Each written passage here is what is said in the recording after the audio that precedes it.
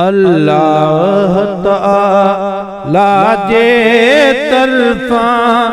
रमज़ान मुबारक आयो हर मोमिन हर हिक मस्जिद खे जिन सारन सां जरकायो अल्लाह ताला जे तरफा रमज़ान मुबारक आयो हर मोमिन हर हिक मस्जिद खे जिन सारन सां जरकायो चंड ॼाण ॾिठो हिक ॿिए खे चई ता आशिक़ ओले तरफ़ ॾिस चंड ॼाण ॾिठो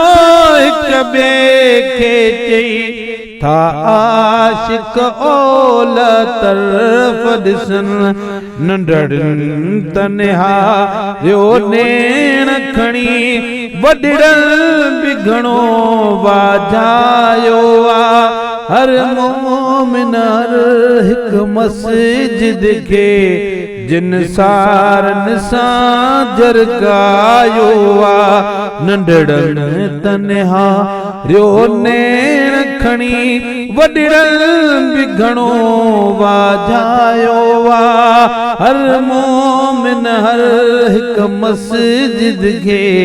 जिन सारन सां जरकायो मिलियो शर्फ महीनन खे मगर हिन मिठड़े पाक महीने में मिलियो शर्फ महीनन खे मगर हिन मिठड़े पाक महीने में नंगदार मोहम्मद ते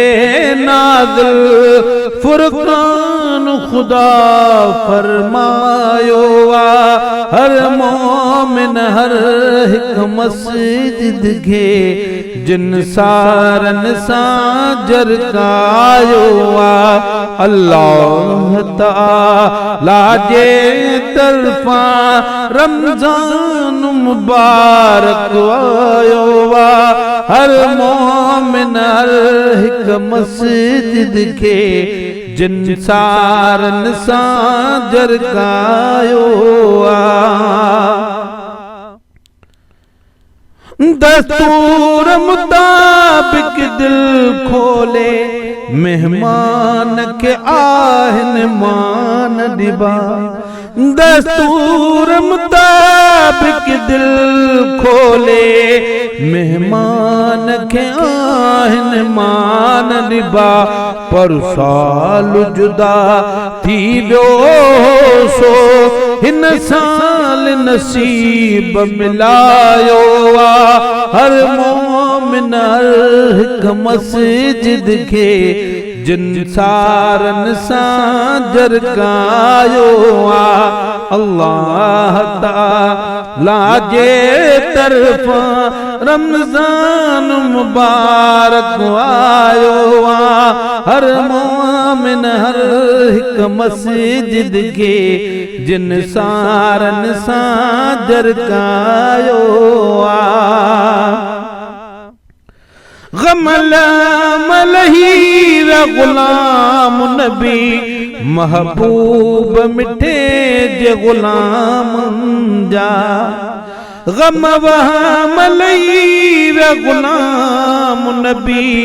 महबूब मिठे जे गुलाम जा उन खास खुशिय जे मौके ते मौलूद महेसर गायो हर मोमिन हर हिक मस्जिद खे जिन सारन सां जरकायो अल्लाह ताला जे तरफा रमज़ान मुबारक आयो हर मोमिन हर हिक मस्जिद खे जिन सारन सां जरकायो